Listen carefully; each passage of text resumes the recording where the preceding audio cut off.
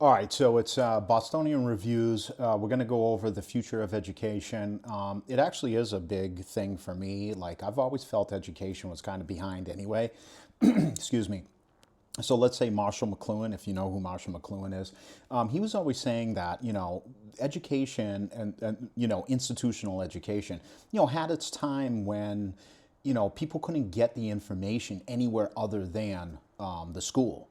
And, it's been a while since, the information that's provided in the school system is really valuable because we can find it and in other ways, especially with the advent of the internet and stuff like that. So I want to go over this video. We're talking about creating the greatest education revolution in history. I do actually think an education revolution is coming, but we need to talk about the socialization of people and of kids especially, and giving them things to do. And we'll go over it with this video. So, and there's kind of something interesting going on here with this video that we'll get into is when she says it. But let's take a look and just see, if you agree or not with some of these ideas here. Picture this. While your kid sits in a cramped classroom, memorizing outdated facts from a textbook written in 2003, somewhere across town, another child just finished their entire academic day in 2 hours. They're now building a sailboat, learning to code with an AI tutor, or working on a real business problem. Which kid do you think will thrive in 2030? Well, see, that's the thing. Okay, 2030, yes, and that's that's kind of a utopia as far as that vision's concerned. I mean, you just got a great guy just kind of hanging out, and as soon as he's done with his school, he's going to fill his time with all kinds of other productive things to build a great life for himself. But the reality of the situation is, exactly what's going on in reality now. In America, I think we're overworked, but we have a lot of leisure time. And, what we do with that leisure time, I mean, the proof is in the pudding. I mean, we watch football games, we're distracting ourselves by doom scrolling. More importantly, it's the addictions that we're susceptible to with all this extra time. So in my opinion, with that type of extra time and just completing the goal after, let's say, 2.5 hours, especially if you're prone to addiction and stuff like that, I mean, how can you not factor that in as far as, how human beings would behave in this kind of new system, this new education system and stuff like that. Now, the other thing is this. I think there's, quite a few different types of characters when it comes to, how you approach school and education. One is the fact that, you're so smart and it just kind of comes easy to you. And, you can kind of pass the homework in and not really worry about it. And, all of a sudden you're kind of like, flying through school, no big deal. There's other people who are just more passionate about other things, and the school system is just not, it doesn't take care of those kind of people, you know what I mean? So, and usually they go off and they get obsessed with, different ideas and stuff like that. And, they're kind of teaching themselves. Now, I think a system like this where, you're communicating with AI and stuff like that, it's good for that type of person actually in particular, who's probably getting D's and F's right now at school. But they're so passionate about what they're passionate about and what they're interested in, that they're self-driven as far as education is concerned.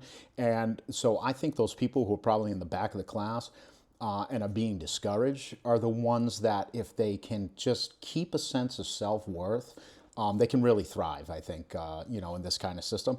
The other one is the one where, you're kind of reliant on people telling you what to do. And I think for those people, it might be a little bit confusing on how this kind of new education system is going to, they're going to react to that education system. And so we'll see what happens with those kind of people. And I would assume that you'd have to have some sort of behavioral plan. And by the way, these are the kind of people in this system right now who are probably on honor roll, stuff like that. They try hard. Their ego is trying to keep up with what they think they should be doing and stuff like that. But, outside of maybe a couple hobbies, like, either sports or, I don't know, building trains or something like that, like, they're not passionate about a lot of stuff. So, like, they kind of just go through the motion stuff. I'm sure you know some people like that. All right, well, let's continue with the video and see what's going on here. If you think I'm talking about some distant future, think again. This Whoa. revolution is happening Hey, think right again. now.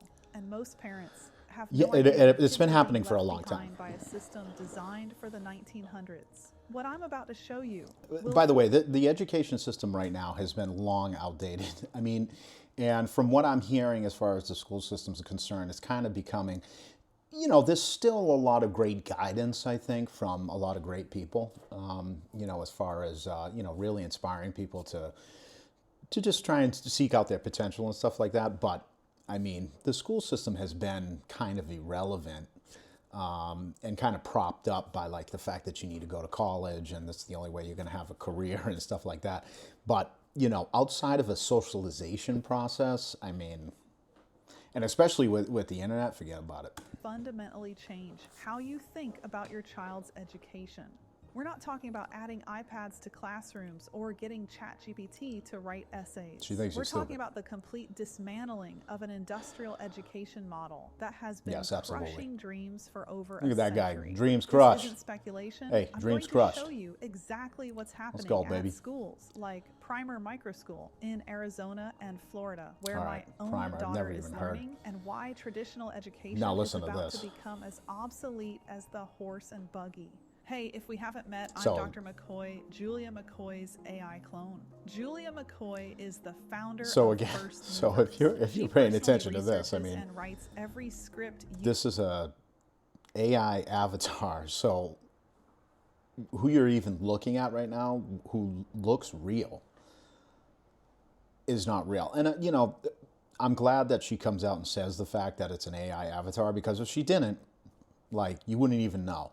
So that's I don't know if we'll get it. We'll do something on the dead internet theory and all that kind of stuff later. Let's just go over the education see system. me share on this All right, let's go. ready advantage. National schools were designed to create compliant factory workers, not innovative thinkers. Here's what your kids' education really looks like. 6 to 8 hours of sitting in uncomfortable chairs, I don't know. learning information they could Google in 30 seconds. Well, see, that's what I'm talking about. Like, that's why it has been irrelevant for a while. And even, like let's say 1980s and stuff like that, they started to like digitize encyclopedias and stuff like that. So this system has just been, again, kind of like what she's saying as far as kind of producing workers and stuff like that. I wouldn't go as dark as that it's just meant to, but it does design behaviors, right? It's like, be on time and, understand the calendar and, kind of break down the day into blocks. And, it's usually about the same amount of time that a work day is and stuff like that. So not including the travel, which kids get used to and stuff like that. So the thing is, what else would the kids do? And maybe you have an answer for this, but what else would the kids do without having that time, blocked out for them for 8 hours? You know what I mean? And how would they build relationships and stuff like that? Because, one of the things is, they're building toys, with open AI. So there's going to be AI in dolls and toys and stuff. And it's like, well, is that the socialization process that we're kind of looking towards right now? So I'm not getting into that in this video. We're focused on education, but, it's something to think about. Memorizing facts for tests they'll forget a week later. Following rigid schedules that ignore how humans actually learn. Being punished for creativity true. and curiosity. This is all The dirty AI for secret sure. Those educators movements won't are tell terrible. you, most teachers spend 5 to 20 Guy's hours not writing per anything. week on administrative tasks, lesson plans, guy's progress confused. reports, grading busy work. What's going on That's here? time stolen from actual This is an teaching. AI Meanwhile, avatar. kids It's are learning crazy. to hate learning. They're taught that there's one right answer. Well, by the way, I mean, if you don't get positive reinforcement in anything, you're going to build resentments towards it. So if you're just not good at school, I mean, yeah, of course you're going to hate learning. I mean, if you're great out in the football field and you're terrible in school, I mean, which one are you going to like better? The one that people are telling you you're great, you know what I mean? So, I mean, come on, let's get with it. One path to success. We're literally programming them to fail in an AI world that rewards adaptability, creativity, and continuous learning. But here's where it gets exciting. AI isn't just changing That's true. education, it's completely revolutionizing it. And I'm not talking about some distant future. This is happening now. What AI powered Good zoom in. education actually looks like. Punch zoom. Personal AI tutors for every student. Imagine your child having a world-class tutor available. See that now, that's something that could be kind of useful. Like if you know, like the person's, how they learn or something like that. I probably could have used that when I was growing up. As far as you got a teacher who kind of has their own way of doing things, and they're trying to kind of implement that with every student. And I do believe that every student does need a different type of education in order to get to them and make them feel good about themselves and stuff like that. Which I do want to just say real quick. I think one of the things that I can see with AI, especially in education, is this constant positive reinforcement, which that I don't think is a good thing either, because you need to develop the character a little bit. I'm not saying your life needs to be terrible and just full of suffering or whatever, but like it can't also be, it's like a Brave New World kind of thing, the Huxley thing, where it's just like, no one's really, suffering that much. Everyone kind of, has their own path and feels good about it. And they get a lot of reinforcement about, who they are.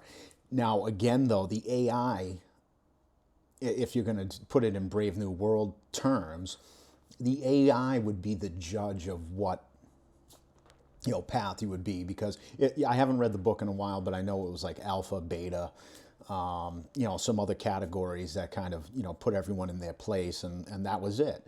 And I do think there kind of is a function, beneficial function with that kind of stuff, but we just got to be real careful about how many judgments the AI is making. You know what I mean? 24/7. Listen to Sal Khan, Sal. creator of Hey. Khan Kids Academy, talking about this. Hey, What hey, exactly Sal. AI will do to change the experience? Guess what he's for going to teachers? say. Let's just guess what he's going to say. So if he has, now this is the thing, if he has a product that he's selling,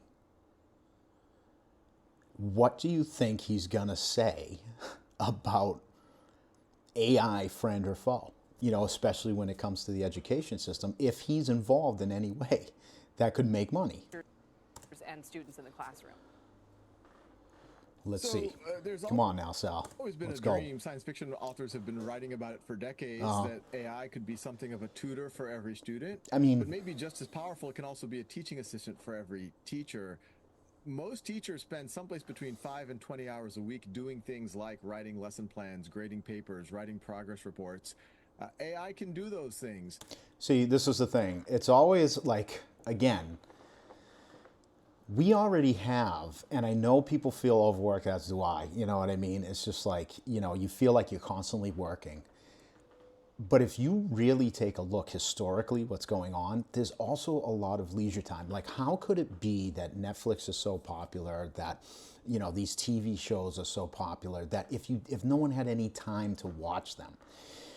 So it's always being sold that it's going to free up all this time to do what? To binge Netflix or something like that? You know what I mean? And it's just like, and the message is very similar in every single person who's selling this thing.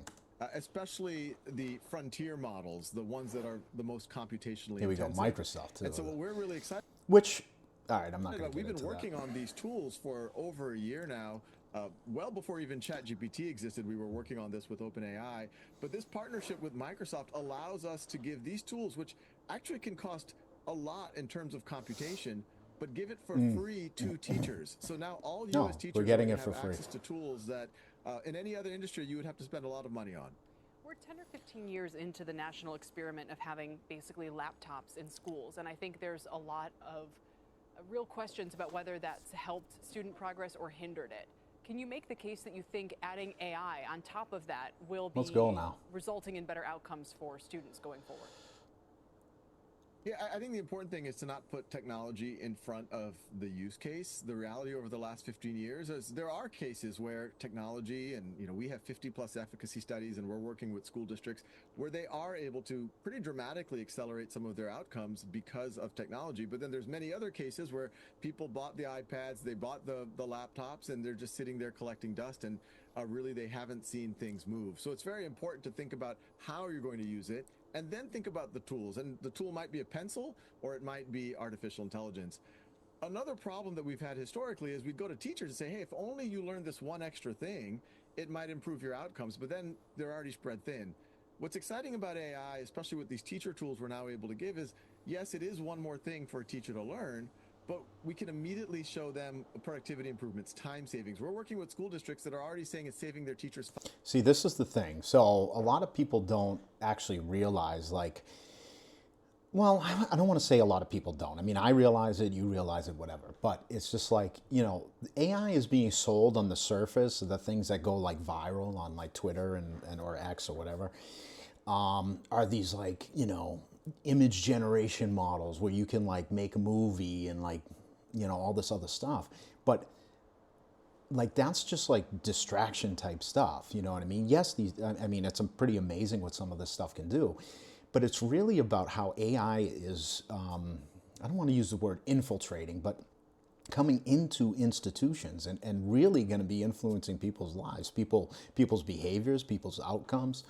And I don't agree that it should be we should just look at it completely like negatively and stuff like that. But I just feel like we're being, forced to look the other way, and getting distracted by like, image generation and some Photoshop killer or something stupid like that, where it's getting into the education systems, it's getting into government, it's getting into all of these institutions, law enforcement, stuff like that, that's going to influence our daily life and behavior. So, that's why this kind of stuff is 5 to 10 hours a week. So almost in the journey of technology, it's the first time that we're able to tell teachers this is going to be less things for you to do. Oh, that sounds nice. Isn't that nice? But it's going to save you time, not add. All right, thank you, Sal. Which you have to learn Here we go. vocabulary, you have to learn how to read, how to listen, etc. But conversation is something we were never able to really teach you with a computer. But now that's something that we can teach you. Sal, it sounds to me like you're describing a lot of the AI implementation in the classroom as being the kind of off the classroom experience. All right, that's not bad. So large language learning, yep. All right, here we go. Their pace. Benjamin Bloom's research showed personal tutoring can. Well, that's what I'm saying. Like, I can see the benefit of like being able to like really know who the person is and see which ways would be the best to actually teach them and have them learn and stuff like that. But when it's implemented, we'll see how that actually goes. Everyone, teachers, become learning facilitators. Instead of spending hours on lesson plans, AI handles the administrative work. Well, see, this is the way that AI, and by the way, I use AI, I use ChatGPT, I use Gemini. I'm also implementing it to see if it can actually, because the administrative tasks, it is, they're burdensome, and it'd be nice to not do them as much. So to automate systems and stuff like that, I can see. But again, it's always the selling point of, hey, just, take on AI and your life will get so much easier. Now, again, I mean, historically, we've been in coal mines, we've been in some pretty rough jobs. So, to kind of take a look at this and just say that it's going to relieve so many burdens that are, kind of modern world, burdens and stuff like that. Again, I think we should take a look at it. On what Sal Khan from Khan Academy reports teachers are saving 5 to 10 hours per week with AI tools. She looks happy. Real world learning. Kids aren't memorizing facts. They're solving actual problems. They're building businesses, creating art, conducting research, learning. See, I do agree that like problem solving should probably be one of the main factors, because within life you just have a lot of there's a lot of problem solving in life, so that is beneficial rather than just kind of like fact memorization and stuff like that. So becomes project based based on and immediately applicable. Real examples of schools leading the revolution. Primer Micro School, where my daughter learns. so is that okay? That's her daughter. So this is an avatar of this person. So is that her real daughter, or is that an avatar as well? So I mean, it'd be kind of crazy. Working with AI. We're just to skipping solve ahead a real little bit problems, here because building and creating with her hands, it's a little pursuing repetitive. her actual interests and passions, learning at her own pace without being held back or left behind. This isn't some expensive private school fantasy. This is a micro school, and they're popping up everywhere. Alpha School model. Academics crushed in 2 hours using AI powered. So who do you think is going to have access to that first, which we already know? I'm sure the results are great. But, and actually I haven't really heard of, $50,000 a year high schools kind of, turning over to this model. So we're just going to skip ahead a little. We're going to skip ahead a little bit more. So I think we get the gist of it as far as, Socrates as your personal teacher. Look Unlimited to there we the go. AI We got tutor Socrates. catches misconceptions immediately and guides them I don't to believe that in a second. understanding, like having Socrates as your personal teacher. Unlimited exploration. You could have Socrates as your personal teacher. Yeah, he's being taught by Socrates. Like, what are we talking about, dude? And like, what? I mean, how do we know? Like, what was that model trained on to make him exactly like Socrates? You know what I mean? Yeah, the old system is crumbling. Which, by the way, it is. The old system is crumbling. A new system is emerging. That's great for the new system. AI tutors becoming more effective than human teachers for many subjects. Project-based learning replacing standardized testing. The choice is clear. Your child can either be prepared for this new world It's or interesting. left behind by institutions because learn with AI, developing creativity, curiosity. Okay, instead so having of course it's rush. going to be, so okay, fine. So it's going to be, sold to us like this because, and the other thing that is inherent within this kind of sales pitch is that it can do things better than human beings. So there's a real degrading kind of message going on with AI that I think we need to be really careful with, as far as like, oh, it's smarter than humans, it's better than humans, it does, it's like that message is coming through over and over again. And so with that repeated message, sometimes we gotta maybe take a step back. So I'm gonna leave it there because that's basically it, and then it's a sales pitch about how great and utopic it's gonna be. The education system is changing, and in a lot of ways, again, like it's dependent on how these people learn and stuff like that. But for someone like me, I just went down to the library. I got into those CD-ROMs with the encyclopedias on it, and then I could reference an article, and then I'd search the article, and then 2 years, then it was the internet, and that really kind of opened it up for me. And that was just the type of learner I was, is that, and still am. I mean, you get obsessed with the subject, and then you want to learn as much as you can about it and stuff like that. And so, I think that's a blessing, to be honest with you. And then I think there's people that just kind of go through the system and they don't have as many passions, and that's just the way it is. Or they do have passions, they're just not as they don't require as much effort. It's just like, just let me go home and build my model train or whatever it is, you know what I mean? Other people just are, addicts. I can relate to that as well, and, with that free time, they're just, it's not going to be great for them, I don't think, as far as, well, it will be in the beginning. But, that's probably how they're going to spend their time, trying to feel good. And again, this video doesn't incorporate all of the complications within a household. There's a lot of kids right now who really do need guidance, and of course they're going to put all these models in, AI models, to try and deal with that too, as far as a troubled child or something like that.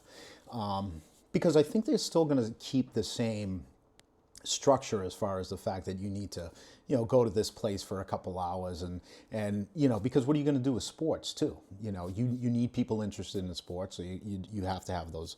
I think you have to have those programs there. I love those programs. I think it gives kids, you know, a sense of purpose and stuff like that. So you know, I think those kind of stick around. Again, I think the teachers become kind of like babysitters maybe or something like that. I don't know.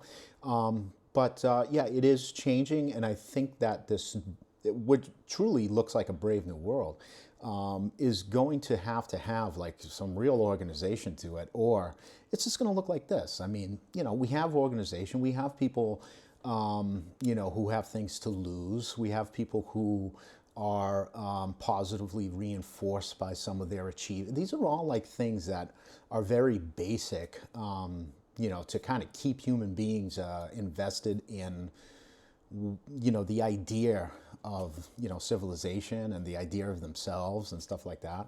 And these things are all necessary. And these people, these, you know, everyone involved in tech and stuff like that, they also understand that because there's a lot of data involved and stuff. I think the one thing to really just look out for is how it's being used in all of these institutions and what judgments they're making, you know what I mean? Because, you know, look, I've known a lot of people, and I'll leave it with this. I know a lot of people who have turned things around, you know, and they look like they may not have been going the right way. And, you know, we still need to give people a chance like that. And actually, most importantly, because they end up, you know, really benefiting everyone around them. So that's it for this video. Bostonian Reviews. Let's go.